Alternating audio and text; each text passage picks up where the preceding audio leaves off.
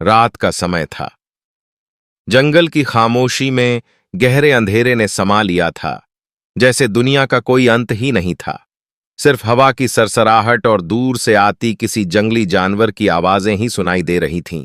यह जंगल हर किसी के लिए डरावना था, लेकिन रानी वर्षा के लिए यह वही स्थान था जहां वह अपने साम्राज्य की दिशा तय करती थी। उसका साम्राज्य बहुत विशाल था और वह हमेशा से जानती थी कि शक्ति और नियंत्रण केवल बाहरी शत्रुओं से नहीं बल्कि अंदर से भी चुनौती पा सकते हैं। और आज उसकी वह छाया, वह नियंत्रण उसी अजनबी खतरे से टकराने वाला था जिसे वह कभी न समझ सकी थी। रानी वर्षा की खूबसूरती और ताकत की गाथाएं दूर दूर तक फैली हुई थीं। हर राज दरबार में उसकी चर्चा थी। केवल उसका रूप ही नहीं बल्कि उसका नेतृत्व और राज्य के लिए उसकी नीतियां भी बेमिसाल थीं। वह न केवल अपनी प्रजा की सच्ची मार्गदर्शिका थी बल्कि हर चुनौती का डटकर सामना करने वाली एक निर्भय शासिका भी थी। लेकिन आज उस आत्मविश्वास का एक पल भर में टूटना तय था। वर्षा के साम्राज्य में बहुत से दुश्मन थे। कुछ सीधे तौर पर सामने थे और कुछ अंडरहैंड तरीके से खेल रहे थे। उनके खिलाफ भीतर ही भीतर साजिशें पल रही थीं। सत्ता और महिमा का लालच इतना घातक था कि उसके अपने दरबारियों ने भी उस पर विश्वास करना छोड़ दिया था। शाही परिवार में दरारें आने लगी थीं और यह सब रानी वर्षा के लिए चुनौती थी, लेकिन वह इस पर ध्यान नहीं दे रही थी। लेकिन वह रात कुछ अलग थी। रानी को यह महसूस हो रहा था कि कुछ गलत होने वाला है। उसके भीतर एक डर था जिसे उसने हमेशा नजरअंदाज किया था। यह डर उसे तब और बढ़ा लगा जब वह उस जंगल में अपने सैन्य अधिकारियों के साथ एक जरूरी बैठक में शामिल होने के लिए गई। चांद की हल्की रोशनी उसकी राह को थोड़ा सा रोशन करती थी, लेकिन अंधेरे की गहराई बढ़ती जा रही थी। वह और उसकी सेना जंगल के बीचों बीच पुराने खंडर के पास पहुंचे, जहां से उन्हें एक दुश्मन सेना की हलचल का अंदाजा था। जैसे ही वे उस स्थान के करीब पहुंचे, अचानक चारों ओर से खामोशी छा गई। ऐसा लगा जैसे समय थम गया हो। सभी सैनिक अपने हथियारों को कसने लगे, लेकिन रानी वर्षा जानती थी कि यह कोई साधारण खतरा नहीं था। आज कुछ बहुत बड़ा होने वाला था। उसका आकलन सही था। कुछ ही सेकंड में तेज आवाजों के साथ कुख्यात डाकू सामने आ गए। नाम शिवा, सौम्या और सूरज। यह तीनों डाकू जो पूरे राज्य में अपनी कुख्यात घटनाओं के लिए मशहूर थे, वर्षा के साम्राज्य को नष्ट करने के लिए वहां मौजूद थे। इनकी आक्रामकता के बारे में सब जानते थे, लेकिन आज इनका इरादा सिर्फ लूटपाट का नहीं था बल्कि रानी वर्षा को अपनी इच्छाओं का गुलाम बनाने का था। शिवा, सौम्या और सूरज ने वर्षा और उसके साथियों पर हमला कर दिया। उनकी चाल इतनी सटीक और तेज थी कि रानी को बचने का मौका भी नहीं मिला। शिवा, जो कि इन तीनों का मुखिया था, उसकी आंखों में एक खौफनाक चमक थी। वह जानता था कि इस हमले का उद्देश्य सिर्फ साम्राज्य पर कब्जा नहीं था बल्कि रानी वर्षा को अपने साथ मानसिक रूप से तोड़ना था। रानी वर्षा को एक पल के लिए भी अपनी ताकत पर विश्वास नहीं हुआ। उसकी सेना, जो कभी ना कभी हर शत्रु से निपटने में सक्षम थी, अब उस जंगल में इन डाकुओं के सामने असहाय थी। शिवा ने एक और खतरनाक योजना बनाई थी। उसकी असली ताकत, रानी को उसकी स्वाभाविक शक्ति से दूर करना था। शिवा ने वर्षा को पकड़ लिया। उसने रानी को इस तरह बांध दिया था कि वह अपनी ताकत का उपयोग ना कर सके। सौम्या और सूरज ने उसकी आंखों में डर देखा, लेकिन साथ ही एक अन्य तरह की आशंका भी थी। क्या रानी वर्षा को तोड़ना इतना आसान होगा? सिर्फ यही नहीं, रानी वर्षा के पास जो सोने की छड़ी थी वह भी उन डाकुओं की शिकार हो गई थी। यह छड़ी केवल शाही परिवार का प्रतीक नहीं थी बल्कि यह शक्ति का रूप थी।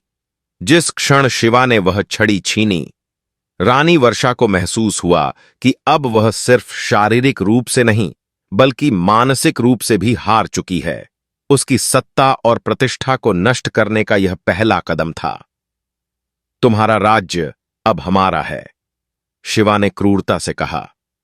वह समझ चुका था कि रानी वर्षा का विरोध अब केवल उसके लिए एक मजाक बन चुका था। उसका अगला कदम था रानी को अपने नियंत्रण में रखना, ताकि वह उसे अपनी इच्छाओं का शिकार बना सके। इस पूरी घटनाक्रम में वर्षा की स्थिति एकदम स्पष्ट हो चुकी थी। वह एक जाल में फंसी हुई थी और उसे अपनी इज्जत, साम्राज्य और ताकत के लिए बड़ी लड़ाई लड़नी थी। लेकिन अब जो उसे सबसे ज्यादा डर था वह था इन तीनों डाकुओं का इरादा। उनकी केवल शारीरिक ताकत ही नहीं, बल्कि उनके अंदर की गहरी वासना भी रानी के लिए खतरे की घंटी थी।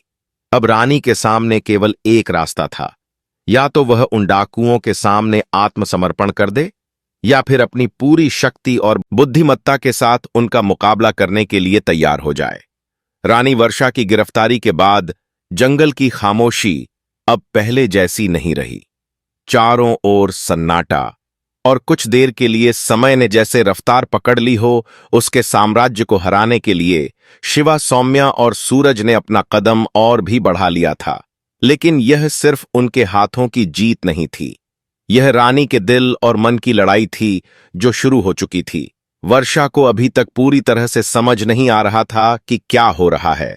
वह अपने शरीर में बंधी हुई थी, लेकिन उसकी आत्मा, उसका हौसला और उसकी इच्छा शक्ति अभी भी पूरी तरह से जीवित थे।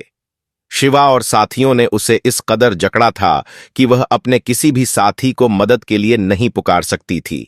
कभी उसकी सोच यह थी कि वह उन तीनों डाकुओं को अपनी चालाकी से मात दे सकती है, लेकिन अब यह सोचने का समय नहीं था। अब उसे खुद को एक नई चुनौती से जूझने की जरूरत थी।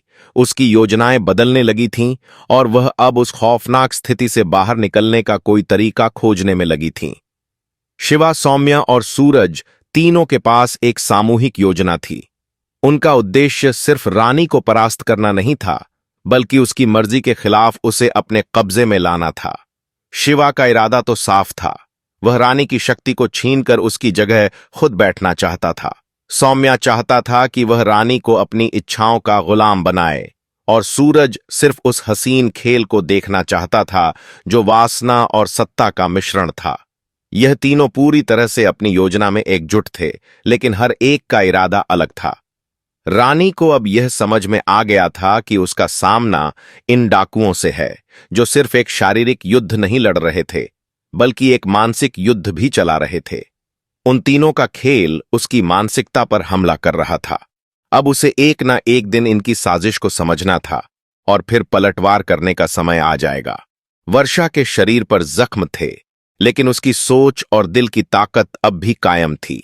जब शिवा ने उसकी शक्ति, उसकी छड़ी छीन ली थी, तो उसके लिए यह न केवल शारीरिक अपमान था, बल्कि यह मानसिक शोषण भी था। यह छड़ी न केवल उसका शाही प्रतीक थी, बल्कि उसकी आत्मा का हिस्सा भी थी। यही वह वस्तु थी जो उसे पूरी तरह से जोड़ती थी। उसके साम्राज्य से शिवा ने उसे जब छीन लिया, तो वर्षा को यह महसूस हुआ कि यह उसके आत्मविश्वास पर हमला था। वर्षा जानती थी कि उसे अपनी शक्ति को पुनः प्राप्त करने के लिए सब कुछ करना होगा। शिवा ने उस पर एक और बड़ा दबाव डाला। अगर तुम अपनी शक्ति को बचाना चाहती हो, तो तुम्हें हमारी शर्तों पर चलना होगा। यह वाक्य हर एक कष्ट से ज्यादा कड़ा था, क्योंकि शिवा का इरादा उसे तोड़ने का था, और वह अब उसके मन में डर डालने की कोशिश कर रहा था। वहीं सौम्या और सूरज के इरादे और भी खतरनाक थे। सौम्या, जो अपनी शारीरिक ताकत के लिए जाना जाता था, अब रानी को एक व्यक्तिगत प्रतिद्वंद्वी के रूप में देखता था। वह जानता था कि अगर रानी उसे एक बार अपनी पूरी ताकत का प्रदर्शन कर देती, तो वह उसके खिलाफ कभी जीत नहीं सकता। लेकिन अभी रानी की कमजोरी थी, और वही उसकी सबसे बड़ी कमजोरी बन गई थी। सूरज, जो अपनी आदतों के लिए मशहूर था, हर संकट में एक खतरनाक खेल का लुत्फ उठाना चाहता था। उसका असली इरादा था रानी को मानसिक रूप से तोड़ना, ताकि वह खुद को असहाय महसूस करने लगे। उसकी रणनीति एक जाल थी, जिसमें रानी को अपनी हर एक कमजोरी का एहसास दिलाया जा सके। रानी ने इन तीनों के इरादों को समझ लिया था, और अब वह हर कदम सावधानी से उठा रही थी। लेकिन उसके पास अभी भी एक आखिरी बचाव था, उसकी बुद्धिमत्ता और उसकी छड़ी, जिसे वह अपनी आत्मा से जोड़ती थी। अगली सुबह जब रानी के हाथों को खोलने का समय आया, वह जानती थी कि वह अब पूरी तरह से इन तीनों डाकुओं की गिरफ्त में है। शिवा ने उसे अब एक और शर्त दी। तुम हमारी शर्त पर काम करो, और तुम्हारी सुरक्षा सुनिश्चित होगी। यह शर्त सिर्फ एक मानसिक खेल थी। शिवा जानता था कि रानी किसी भी स्थिति में जल्दी नहीं झुकेगी, लेकिन उसकी असली योजना रानी को मानसिक रूप से तोड़ने की थी। तुम्हें अब हमारी दुनिया का हिस्सा बनना होगा, शिवा ने कहा। तुम्हारी शक्ति अब हमारी है और हमें तुम्हारा हर कदम चाहिए। वर्षा को यह स्वीकार करना पड़ा कि अब उसके पास कोई रास्ता नहीं बचा था। वह जानती थी कि उसे अपनी ताकत वापस पाने के लिए कुछ करना होगा। यही वह समय था जब वह अपने पहले कदम को उठाने वाली थी। उसने अपने अंदर एक नई आग को महसूस किया। उसकी आत्मा फिर से जाग चुकी थी और वह अब अपने अस्तित्व को बचाने के लिए तैयार थी। उसने मन ही मन तय किया कि वह इन तीनों डाकुओं को अपनी शर्तों पर जीतने की योजना बनाएगी। वर्षा ने फैसला किया कि अब उसे अपनी ताकत वापस पाने के लिए अपनी चुप्पी को तोड़ने की जरूरत है। उसकी यह चुप्पी ही उसका असली हथियार बन सकती थी। वह इन तीनों के लिए केवल एक शिकार नहीं, बल्कि एक गंभीर चुनौती बनना चाहती थी। रानी वर्षा का दिल अब पहले की तरह शांत नहीं था। जब शिवा और सौम्या ने उससे उसकी शक्ति को जबरन छीन लिया था, तो वह जानती थी कि उसे खुद को फिर से मजबूत करना होगा। लेकिन इस बीच एक नाम था जो उसके मन में अनजाने ही गहरी छाप छोड़ चुका था। सूरज, वह डाकू जो उसकी बेबसी और कमजोरी का मजाक उड़ाता था, अब उसके दिल के करीब आता जा रहा था।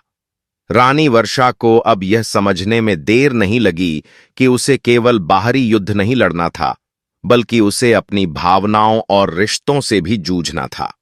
सूरज, जो एक बार उसे सिर्फ एक शिकार के रूप में देखता था, अब उस रिश्ते की एक नई परिभाषा देने की कोशिश कर रहा था।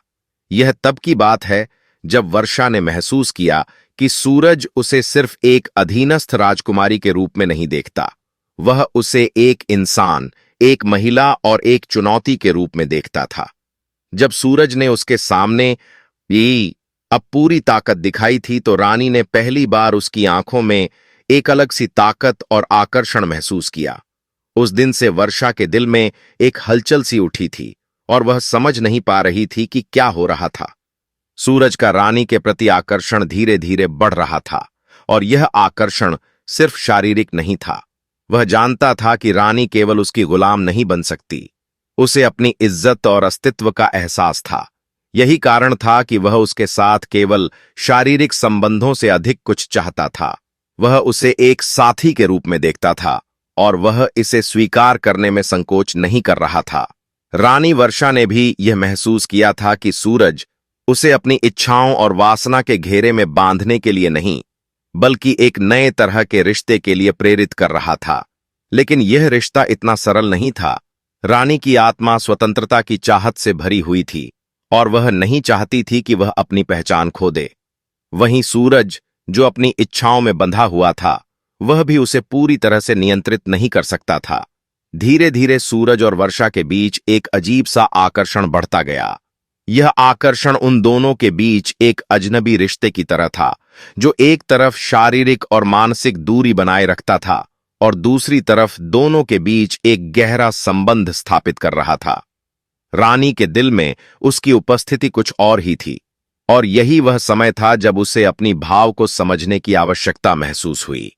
रानी वर्षा ने महसूस किया कि वह अब सूरज के खिलाफ खड़े होने के बजाय उसके साथ सामंजस्य बनाने का प्रयास कर रही थी। उसकी आंखों में जो जादू था, वह रानी को सम्मोहित कर रहा था। हर बार जब वह उसके पास आता, उसकी आवाज में एक अजीब सी शक्ति और आकर्षण होता, जो रानी को खुद से ज्यादा उसकी तरफ खींचता। वर्षा ने अब यह सोचना शुरू किया था कि क्या यह सिर्फ एक जाल था जिसमें उसे फंसाया जा रहा था, या फिर सचमुच उसका दिल इस आदमी के लिए एक नया रास्ता खोल रहा था। वह जानती थी कि यदि यह सब कुछ केवल वासना तक सीमित रहता तो वह इसका विरोध करती, लेकिन यह भावना कुछ और ही थी जो उसके दिल में गहरी छाप छोड़ रही थी। वहीं सूरज के मन में भी एक द्वंद्व था। उसे पता था कि रानी वर्षा उसकी जीत नहीं हो सकती। अगर वह उसे अपनी इच्छाओं का गुलाम बना लेता, वह चाहता था कि रानी उसे खुद चुने, न कि उसकी बेबसी से मजबूर होकर। यही कारण था कि उसने रानी के साथ धीरे धीरे संबंधों को बढ़ाने की योजना बनाई, लेकिन वह जानता था कि इसे जल्दबाजी में करना उसकी पूरी योजना को नष्ट कर सकता था। रानी वर्षा को सूरज के आकर्षण में कहीं ना कहीं एक सच्चाई महसूस हो रही थी जो उसे परेशान कर रही थी। क्या वह सचमुच इस डाकू के साथ अपनी जिंदगी के एक हिस्से को साझा कर सकती थी? क्या वह अपनी शक्ति और स्वतंत्रता को खोकर एक नए रिश्ते में रह सकती थी? यह सवाल उसके दिमाग में बार बार घूम रहा था और उसका दिल हर बार एक नया जवाब देने के लिए तैयार था। अगले दिन जब रानी वर्षा अपने कक्ष में बैठी थी, सूरज ने अचानक उसका दरवाजा खटखटाया। वर्षा ने अंदर से ही उसे आवाज दी और सूरज अंदर आया। वह कुछ पल चुप रहा, फिर उसने वर्षा की आंखों में देखा और कहा, तुम सिर्फ मेरी नहीं बल्कि अपनी भी हो। उसकी यह बात रानी के दिल में गूंज गई और उसने महसूस किया कि उसकी दुनिया अब पूरी तरह से बदलने वाली थी। सूरज और रानी वर्षा के बीच का रिश्ता अब एक जटिल मोड़ पर आ चुका था। जब पहली बार रानी ने उसके करीब आकर महसूस किया था तो वह पूरी तरह से असहज थी। उसे लगता था कि यह एक गलतफहमी है और वह अपनी स्वतंत्रता से समझौता नहीं कर सकती थी। लेकिन अब वह समझ चुकी थी कि उसके भीतर एक आग जल रही थी और वह यह समझने की कोशिश कर रही थी कि क्या यह आग वासना है या फिर कुछ और। रानी वर्षा को सूरज के करीब रहने के बाद एक अजीब सी मानसिक स्थिति महसूस होने लगी थी। जब भी वह उसकी आंखों में देखती, वह बस चुप रहता और उसकी मुस्कान में कुछ खास था जो रानी को उसकी ओर खींचता था। उसे यह भी लगता था कि सूरज, जो पहले केवल एक डाकू के रूप में उसके सामने था, अब उसकी एक नई पहचान बन चुका था। वह सिर्फ एक शारीरिक चाहत नहीं था, बल्कि उसकी आंखों में एक गहरी भावनात्मक कनेक्शन भी था जिसे वह इनकार नहीं कर सकती। एक रात जब सभी लोग सो चुके थे और जंगल में केवल रात की खामोशी पसरी हुई थी, रानी और सूरज का सामना एक बार फिर हुआ। सूरज ने धीरे से रानी के पास आने का इशारा किया। वह पहले की तरह तेज और खतरनाक नहीं था, बल्कि अब उसमें एक नरमी थी जिसे रानी महसूस कर सकती थी। रानी ने अपने आप को इस रिश्ते की दिशा में और गहरे डुबोने का फैसला किया। वह जानती थी कि यह खेल अब केवल शारीरिक नहीं था, बल्कि वह खुद को इस रिश्ते में कुछ और भी पाना चाहती थी, कुछ जो सिर्फ एक क्षणिक आकर्षण से कहीं बढ़कर हो। रानी ने जब अपने जज्बातों को पकड़ा और अपने दिल की सुनने का फैसला किया, तो उसने धीरे धीरे सूरज के पास जाकर उसके चेहरे को देखा। उसकी आंखों में जो गहरा संयम था, वह रानी को और भी आकर्षित कर रहा था। क्या तुम सचमुच मुझे समझ पा रहे हो? रानी ने धीरे से कहा। उसका दिल तेजी से धड़क रहा था। सूरज ने उसकी आंखों में देखा और धीरे से मुस्कुराया। मैं तुम्हें समझने की कोशिश कर रहा हूं, पर तुम्हारे दिल में जो आग है वह तुम्हारी सबसे बड़ी ताकत है। यह आग कभी बुझने वाली नहीं है, बस इसे सही दिशा चाहिए। रानी को अब यह समझ में आ रहा था कि सूरज केवल उसकी शक्ति को नहीं, बल्कि उसकी आत्मा को भी समझना चाहता था।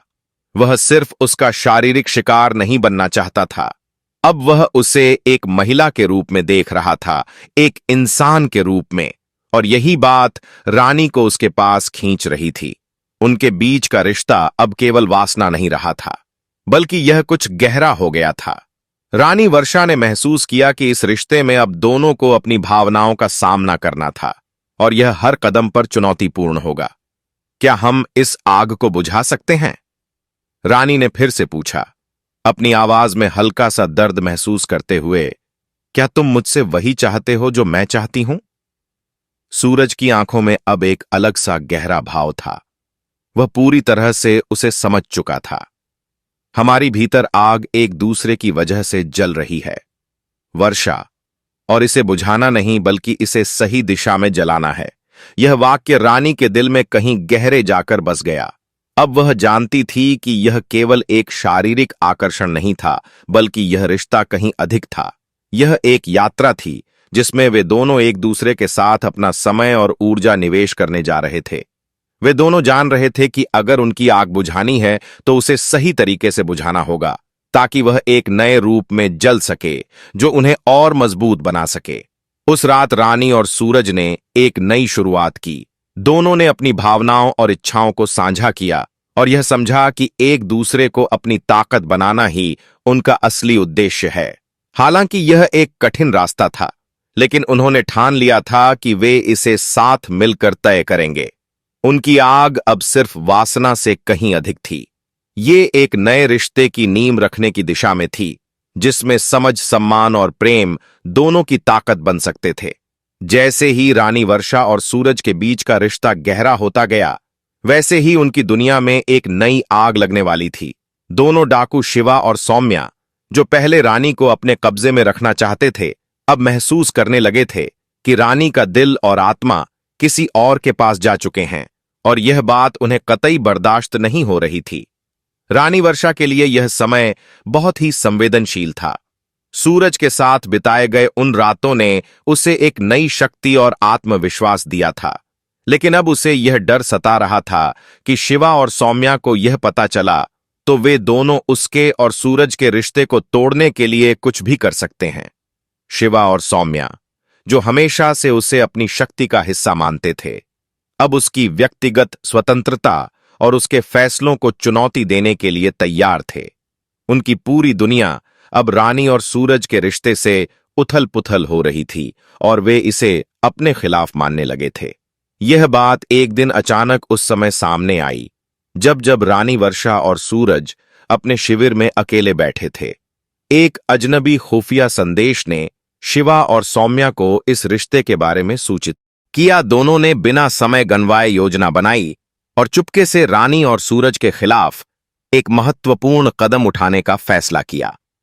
रात का समय था जब शिवा और सौम्या ने चुपके से अपनी बैठक आयोजित की।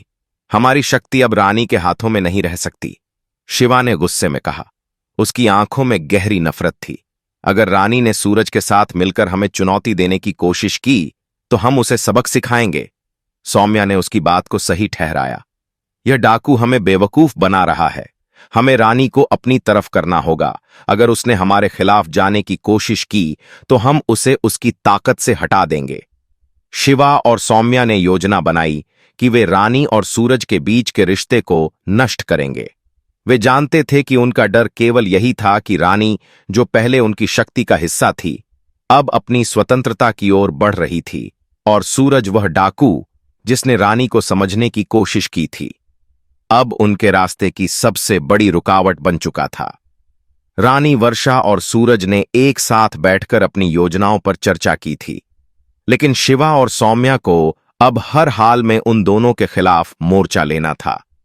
उनकी समझ थी कि अगर रानी को उनके नियंत्रण में वापस नहीं लाया गया तो यह उनका साम्राज्य पूरी तरह से खत्म हो जाएगा। कुछ दिन बाद शिवा और सौम्या ने रानी को अकेले में बुलाया। वे जानते थे कि यह सबसे सही समय था जब वे रानी को एक झूठे और साजिश तरीके से अपने पक्ष में ला सकते थे। तुम्हारा दिल अब कहीं और है, वर्षा। शिवा ने रानी को गहरे और कटीले शब्दों में कहा, तुमने हमें छोड़ दिया है और अपनी शक्ति की ओर बढ़ रही हो। अगर तुमने अपना रास्ता नहीं बदला तो हम तुम्हें अपनी जगह दिखा देंगे। सौम्या ने और भी कड़वे शब्दों में कहा, यह क्या मजाक है? तुम रानी हो और तुमने एक डाकू के साथ अपने संबंध बनाए हैं। यह हमारी सभ्यता और सम्मान का अपमान है। तुम क्या चाहती हो? तुम्हारा राज वापस आए या तुम अपने ही लोगों के खिलाफ हो? रानी वर्षा की आंखों में गुस्से और हताशा का मिलाजुला भाव था, लेकिन उसने खुद को शांत रखा। मैंने कभी भी अपनी शक्ति या अपना दिल किसी से नहीं लिया। जो मैं करती हूं वह मेरे फैसले हैं, और यह डाकू सूरज मेरे साथ है। तुम दोनों से डरने वाली नहीं हूं। यह शब्द जैसे ही रानी ने कहे, शिवा और सौम्या का चेहरा क्रोध से लाल हो गया। उन्होंने अपनी योजना पर अमल करने का समय तय किया। अब उन्हें यह तय करना था कि रानी और सौम्या के बीच दरार डालने के लिए कौन सा हथियार इस्तेमाल किया जाए। रानी वर्षा ने अब यह जान लिया था कि शिवा और सौम्या उनके खिलाफ हो चुके हैं, और यह उनका आखिरी मौका था कि वह अपनी स्वतंत्रता और प्यार के लिए लड़ाई जारी रखें। वह अब किसी भी चुनौती से पीछे नहीं हटेगी, क्योंकि वह जानती थी कि उसकी लड़ाई सिर्फ उसके और सूरज के रिश्ते के लिए नहीं, बल्कि उसकी अपनी अस्तित्व की रक्षा के लिए भी थी। रानी वर्षा और सूरज के रिश्ते का अब तक का सफर एक घुमावदार और कठिन रास्ते की तरह था, जिसमें न केवल शारीरिक इच्छाएं थीं, बल्कि भावनाएं और विश्वास भी बहुत महत्वपूर्ण थे। दोनों को एक दूसरे के प्रति गहरा लगाव था, लेकिन इस रास्ते में बहुत सी चुनौतियां आईं। शिवा और सौम्या ने उन्हें लगातार अपनी ताकत दिखाने की कोशिश की और रानी को अपने रास्ते पर लाने के लिए हर संभव प्रयास किया। लेकिन रानी ने इस बार अपने दिल की आवाज सुनी और खुद को सूरज के साथ खड़ा पाया। अब वह समय था जब दोनों को यह तय करना था कि क्या वे उन बाधाओं को पार कर पाएंगे या उनका रिश्ता टूटकर बिखर जाएगा। शिवा और सौम्या ने आखिरी बार अपनी चालें चली। उन्होंने रानी वर्षा और सूरज को अलग करने के लिए सब कुछ किया था, लेकिन जब उन्होंने रानी को देखा तो उन्हें समझ में आया कि रानी अब पहले जैसी नहीं थी। वह अब अपनी पहचान, अपनी इच्छाओं और अपनी शक्ति को पूरी तरह से समझ चुकी थी। हमारे पास एक मौका था, शिवा ने सौम्या से कहा, लेकिन वर्षा ने यह सब कुछ बदल दिया है। उसे खुद पर भरोसा है और वह अब हमें नहीं सुनेगी। सौम्या ने गहरी सांस ली और कहा, वर्षा को कभी अपने पांवों पर खड़ा होते हुए नहीं देखा था, लेकिन अब वह अपने रास्ते पर चल रही है। उसे अब किसी के नियंत्रण की आवश्यकता नहीं है। हम उसे हराने की कोशिश कर रहे थे, लेकिन अब हमें यह स्वीकार करना होगा कि हम हार गए हैं। वर्षा और सूरज के साथ अब कोई और संघर्ष नहीं बचा था। शिवा और सौम्या ने आखिरकार यह समझ लिया कि उनका समय समाप्त हो चुका था। रानी ने अपनी स्वतंत्रता को न केवल शिवा और सौम्या से बचाया, बल्कि अपनी आत्मशक्ति को भी महसूस किया। वह जानती थी कि उसकी यात्रा अभी समाप्त नहीं हुई है, बल्कि यह एक नई शुरुआत थी। वर्षा ने अंत में सूरज से कहा, हमने जो संघर्ष किया है वह केवल हमारे रिश्ते का हिस्सा था। यह हमारी ताकत, हमारी भावना और हमारी स्वतंत्रता का प्रतीक है। हम जो भी करेंगे एक दूसरे का साथ देंगे। सूरज ने उसे गहरे प्यार और समर्पण से देखा। तुमने अपनी जगह बनाई है वर्षा, और अब मैं भी तुम्हारे साथ खड़ा रहूंगा। हमारी यात्रा अभी खत्म नहीं हुई है, यह तो बस एक शुरुआत है। उन दोनों के दिल में अब एक नई ऊर्जा थी और वे जानते थे कि उनका रिश्ता मजबूत हुआ था। शिवा और सौम्या की साजिशों ने उन्हें केवल और मजबूत बनाया था। रानी ने यह समझ लिया था कि प्यार और शक्ति केवल बाहरी संसार से नहीं, बल्कि अपने अंदर से आते हैं। अब रानी और सूरज अपनी राह पर अकेले, लेकिन एक साथ चलने के लिए तैयार थे। उनके प्यार ने उन्हें ताकत दी थी और उन्होंने यह स्वीकार किया था कि उनका रिश्ता केवल शरीरों का नहीं, बल्कि आत्माओं का भी मेल था। रानी वर्षा और सूरज की कहानी का अंत यह था कि वे दोनों अब अपने साथ आगे बढ़ने को तैयार थे। किसी के डर से नहीं, बल्कि अपनी पूरी शक्ति के साथ। यह एक नई शुरुआत थी, जहां प्यार, स्वतंत्रता और आत्मसम्मान के साथ वे दोनों अपनी यात्रा जारी रखने को तैयार थे। निष्कर्ष: रानी वर्षा और सूरज ने अपने प्यार और स्वतंत्रता के लिए संघर्ष किया और अंततः अपने रिश्ते को नई ताकत के साथ स्वीकार किया। उनका सफर यह दर्शाता है कि सच्चा प्यार और आत्मसम्मान कभी हार नहीं मानता है।